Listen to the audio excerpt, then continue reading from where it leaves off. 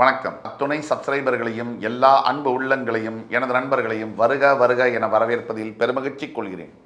வக்ரதுண்ட மகாகாய சூரியகோடி சமப்பிரப ஹவிக்னம் குருமே தேவ சர்வகாரியேஷு சர்வதா.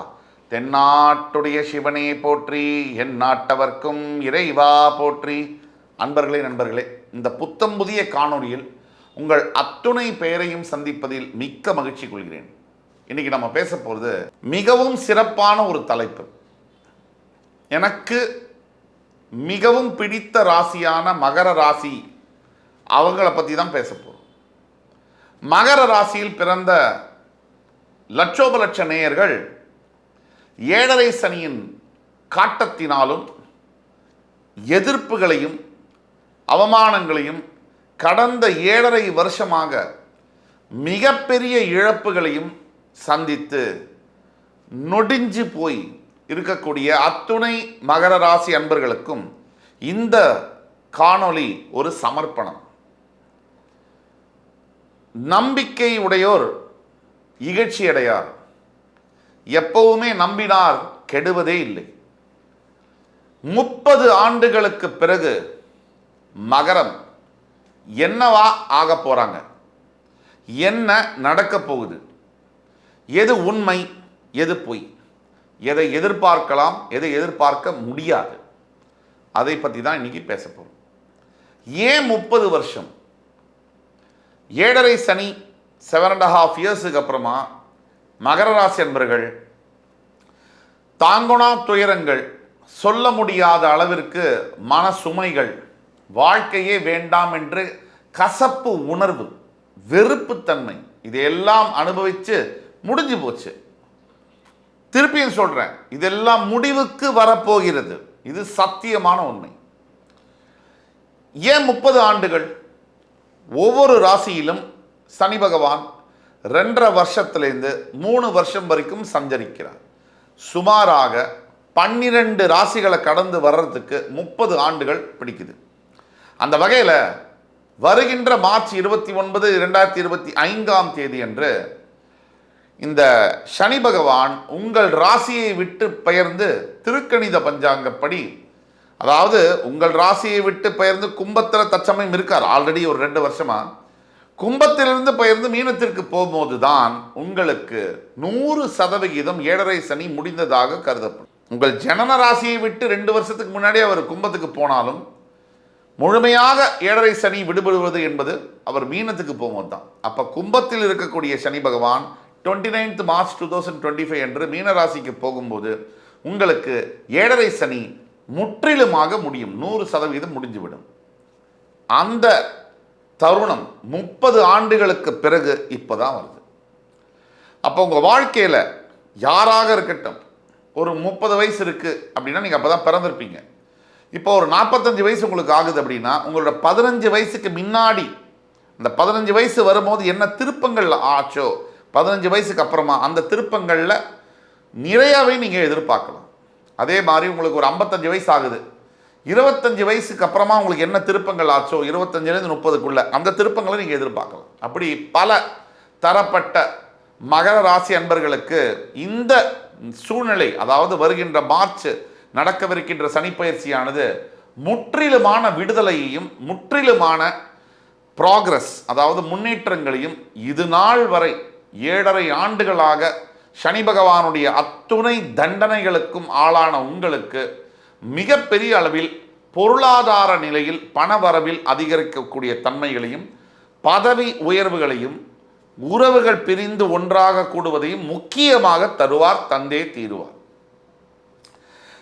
சில விஷயங்களை தான் நம்ம மீட்க முடியும், உண்மையை மட்டுமே நம்ம பேசுவோம். சில இழந்த விஷயங்களை மீட்க முடியாது, மீட்கவும் கூடாது. எது நமக்கு கிடைக்கணும்னு இருக்கோ அது கிடைச்சே தீரும். சில ஐயோ இந்த மாதிரி நடந்துருச்சே, இந்த அவமானத்தை திருப்பி எப்படி நம்ம சரி செய்ய முடியவே முடியாது அப்படின்னு நினச்சி வருத்தப்பட வேண்டாம். ஏன்னா பல பேருக்கு எவ்வளவோ பெரிய உயர்வில் வாழ்க்கையில் ஜெயிச்சவங்களுக்கு கூட அவமானம் இல்லாமல் ஜெயிச்சதாக வரலாறு இல்லை.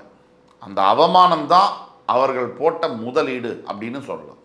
இப்போ உங்களுடைய நேற்றைய அவமானம் நாளைய வெகுமானமாக மாறக்கூடும். உற்று இந்த வீடியோவை கவனித்து பாருங்கள். நீங்கள் மகர ராசியாக இருந்தாலும், உங்களுக்கு தெரிந்தவர்கள் யாராவது ஃப்ரெண்ட்ஸ், ஃபேமிலிஸ், ரிலேட்டிவ்ஸில் மகர ராசியாக இருந்தாலும் இந்த வீடியோவானது அவர்களுடைய வாழ்க்கையில் மிக முக்கிய நல்ல திருப்பங்களை ஏற்படுத்தியே தீரும். 30 ஆண்டுகளுக்கு பிறகு மகர ராசி என்ன மாதிரியான பொலிவுடன் தன்னுடைய ரீஸ்டார்ட் பட்டனை ப்ரெஸ் பண்ணிட்டு முன்னாடி செல்ல போகிறாங்க, அதை பற்றி தான் பேச போகிறோம். சரியாக மார்ச் 29, 2025 தேதி கும்பராசியிலிருந்து சனி பகவான் மீனராசிக்கு திருக்கணித பஞ்சாங்கப்படி பெயரும் போது, அந்த மீனத்தில் சூரியன், புதன், சுக்கிரன், ராகு இந்த 4 கிரகங்கள் ஆல்ரெடி இருக்காங்க. 5வது பார்ட்டிசிபெண்ட்டாக அன்றைய தேதியில் மார்ச் 29, 2025 அன்னைக்கு சனி பகவானும் போய் சேரப்போகிறார். உள்ளபடியே மீனராசி என்பது ஒரு மோட்சஸ்தானம் சொல்லப்படும். அதாவது மேஷராசிக்கு 12ஆம் வீடு, காலபுருஷன் 1ஆம் வீடு மேஷம், 12ஆம் வீடு மோட்சஸ்தானம்.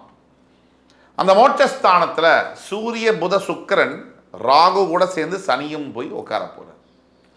இப்போ உங்களுடைய மகர ராசியிலிருந்து இந்த பதிவை நீங்க பாருங்க.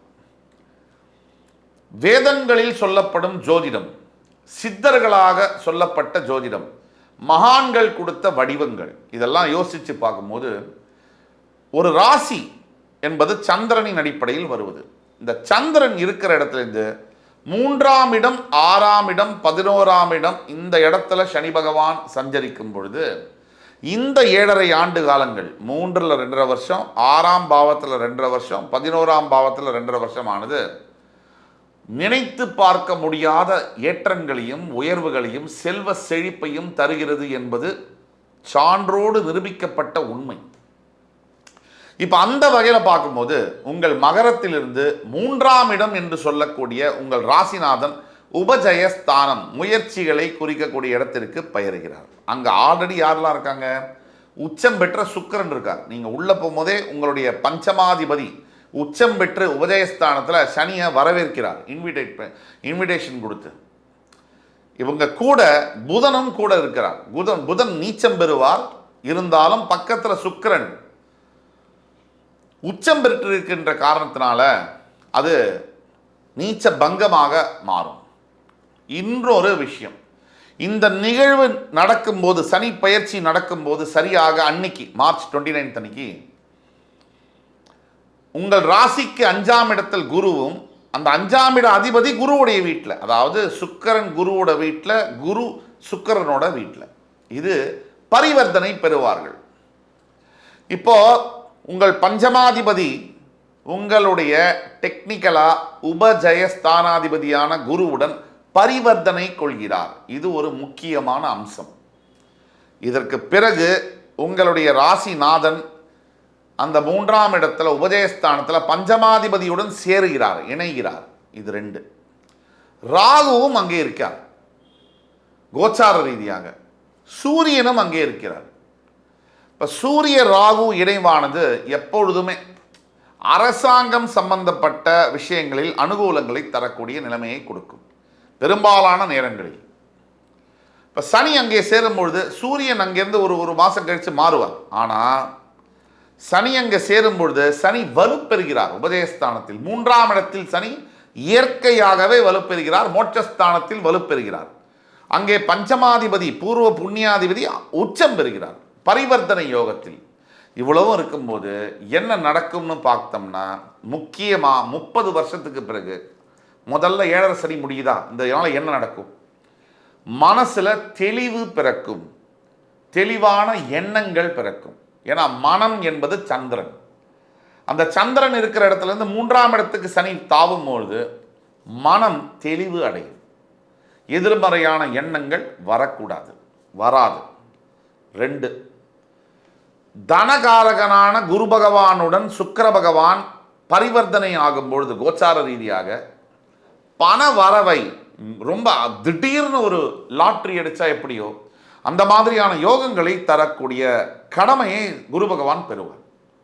சுக்கிரன் அப்படின்னா திடீர் அதிர்ஷ்டம், சுப செலவுகள், ஆடம்பர வாழ்க்கை, லக்ஸரி, வெளிநாட்டு தொடர்புகள், இதெல்லாம் சுக்கிரன். இப்போ சுக்கிரன் பரிவர்த்தனை ஆகி உச்சமும் ஆறாரு. எப்படி? குரு வீட்டில் வந்து உச்சமாறார், பரிவர்த்தனை குரு வந்து தன்னோட வீட்டை குரு பகவானுக்கு கொடுத்துருக்கார். இப்போ இந்த மாதிரி ஒரு நிலைமையில் 2 சுபகிரகங்கள் குரு சுக்கிரன் இவங்க 2 பேரும் பரிவர்த்தனையும் பெற்று உங்கள் ராசிநாதனுடன் சுக்கிரன் சேர்ந்து, அந்த சுக்கிரன் பஞ்சமாதிபதி, ராசிக்கு 5ஆம் இடத்துக்கு அதிபதி, உச்சமும் ஆகி பரிவர்த்தனையும் ஆகி உபஜயஸ்தானாதிபதியான குரு முழு சுபகிரகத்துடன் பரிவர்த்தனை ஆகி இருக்கின்ற இந்த நிலைமையானது பல விஷயங்களை பற்றி பேசினாலும் கூட ஜோதிடத்தில் சில அற்புத நிகழ்வுகள்னு சொல்லுவோம், அரிய ரேர் மூமெண்ட் அப்படின்னு சொல்லுவோம். அந்த மாதிரியான ஒரு நிகழ்வு இது, எக்ஸ்ட்ராடினரியான ஒரு ரேர் ஈவெண்ட்னு சொல்லலாம். இதுக்கு முன்னாடி 30 வருஷத்துக்கு முன்னாடி இதே மாதிரி சுக்கிரனும் குருவும் பரிவர்த்தனையாகி தான் அங்கே இருந்தாங்களான்னு கேட்டால் கண்டிப்பாக இருந்திருக்காது.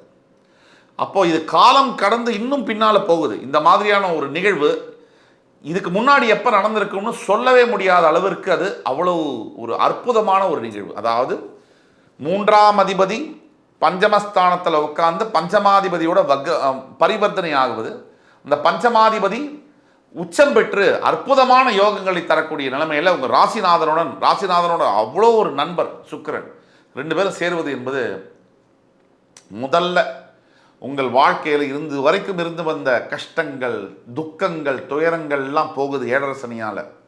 அதுக்கு மேல் அடுத்தபடியாக அதோடு நின்னா போதுமானா ஒரு ஜாக்பாட் பரிசு உங்களுக்கு சனி பகவான் தரப்போகிறார். சனி பகவான் மட்டுமா, சுக்கிரன், குரு, சனி 3 பேரும் சேர்ந்து தரப்போறாங்க. பிளஸ் சூரிய ராகு இணைவு அந்த 3ஆம் இடம் உபஜயஸ்தானத்தில் இருக்கிறதுனால அரசாங்கம் சார்ந்த அரசு எந்திரமாக செயல்படக்கூடியவர்கள், சட்டத்துறை நீதிபதிகளாக இருக்கக்கூடிய lawyers and advocates and judges, இவங்களுக்கு எல்லாருக்குமே மகர ராசியில் நீங்கள் இருக்கீங்கன்னா உங்களுக்கு இதை விட ஒரு எக்ஸ்ட்ராடினரியான ஒரு ஈவெண்ட், ஒரு டைம் வரவே முடியாது. இதுக்கு முன்னாடி 30 வருஷத்துக்கு முன்னாடி சனி பயிற்சியாக இருக்கலாம், 7.5 சனி முடிஞ்சிருக்கலாம். இப்படிப்பட்ட ஒரு காம்பினேஷன் எத்தனை வருஷமாக உங்களுக்கு நீங்கள் காத்திருந்து இந்த ஈவெண்ட் நடக்குதுன்னு சொல்ல முடியாது. ஆக கோச்சார ரீதியாக ஒரு பிக்சர் பர்ஃபெக்டான ஒரு நிலைமைக்கு தான் நீங்கள் வந்திருக்கீங்க.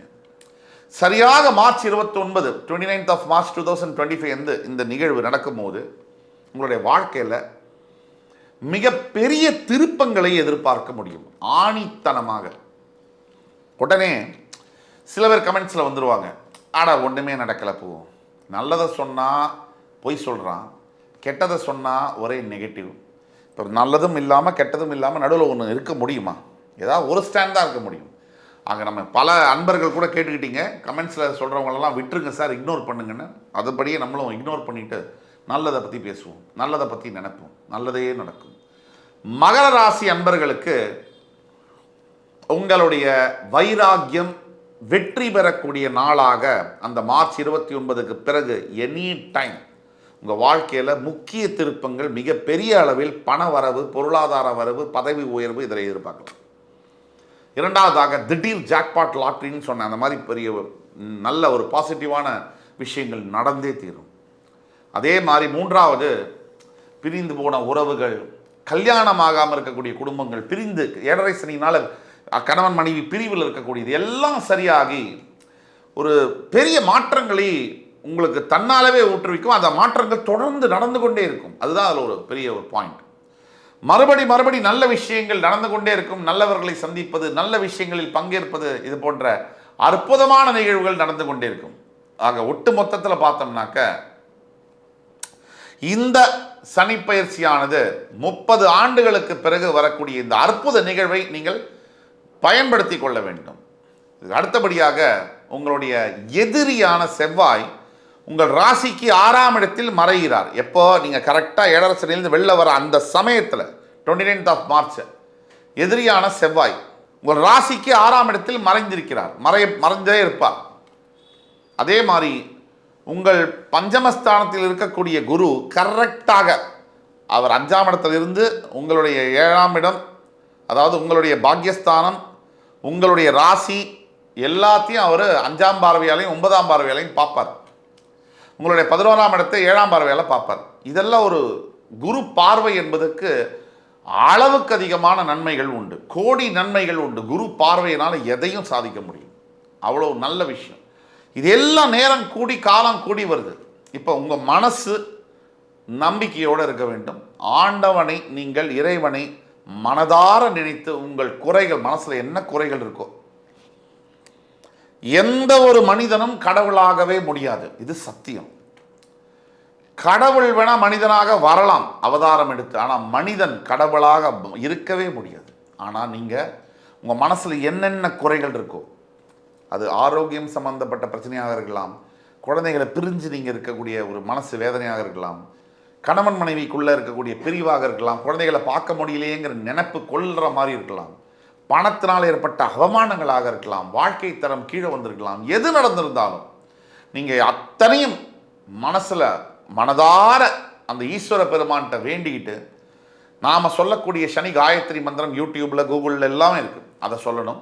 ரெண்டாவதாக கண்டிப்பாக மகர ராசியில் இருக்கக்கூடியவர்கள் முடிந்த வரைக்கும் திருநள்ளாறு இருக்கக்கூடிய தர்பாரண்யேஸ்வரரை தரிசனம் செய்ய வேண்டும். மார்ச் 29, 2025 கூட்டத்தில் போக முடியல, ஒரு நாள் முன்னாடி ஒரு நாள் அப்புறம் கூட போங்க, தப்பில்லை. கடவுள் இந்த டைமுக்கு நீ வந்தால் தான் நான் பண்ணுவேன்ற சொல்கிற பேர் கடவுளே இல்லை, அப்படி செய்யவே மாட்டார். ஆக உங்களுக்கு சௌரியப்பட்ட நேரத்தில் ஒரு வாரம் முன்னாடியே 10 நாள் அப்புறம் கூட நீங்கள் போகலாம். ஒன்று. மூன்றாவது, தர்மம். ஈஸ்வரன் சனீஸ்வரன், தர்மம் தான், அதுக்கு மட்டும்தான் சனீஸ்வரன் கட்டுப்படுவார், வேற எதுக்குமே அவர் கட்டுப்பட மாட்டார். நீங்கள் ஓரளவுக்கு மிடில் கிளாஸா இல்லை பணக்காரரை சேர்ந்த வகையரை சேர்ந்தவரா, நீங்கள் கண்டிப்பாக தர்மம் செய்ய வேண்டும். எல்லாத்துக்கும் மேலே நாம் சொல்லக்கூடிய அத்துணை பலன்களும் 65 முதல் 75% மகர ராசி நண்பர்களுக்கு வேலை செய்யும். ஒரு 25% உங்களுக்கு வேலை செய்யுமா தெரியாதுன்னா கீழே கொடுக்கப்பட்டுள்ள வாட்ஸ்அப் நம்பரில் உங்களுடைய தனிப்பட்ட ஜாதகத்தை கொண்டு வந்து காமிக்கும் போது மட்டும்தான் உங்களுக்கான வாழ்க்கையில் உங்கள் ஜாதகத்தில் பிறவியில் இருக்கக்கூடிய பலன்களும் இந்த கோச்சார ரீதியான பலன்களையும் சேர்த்து வச்சு சரியான ஒரு தீர்ப்பை சொல்ல முடியும். இதுதான் உண்மை. ஆக இந்த காணொளி என்பது என் உயிரினும் மேலான மகர ராசி நண்பர்களுக்கு மிகப்பெரிய ஒரு விடிவெள்ளி காணொலியாக இருக்கும் என்பதில் கொஞ்சமும் சந்தேகம் இல்லாமல் அடுத்து வரும் காணொலியில் உங்கள் அத்துணை பேரையும் சந்திக்கும் வரை உங்களிடமிருந்து விடைபெறுவது உங்கள் சுபாஷ் பாலகிருஷ்ணன். நன்றி, வணக்கம், வாழ்க வளமுடன்.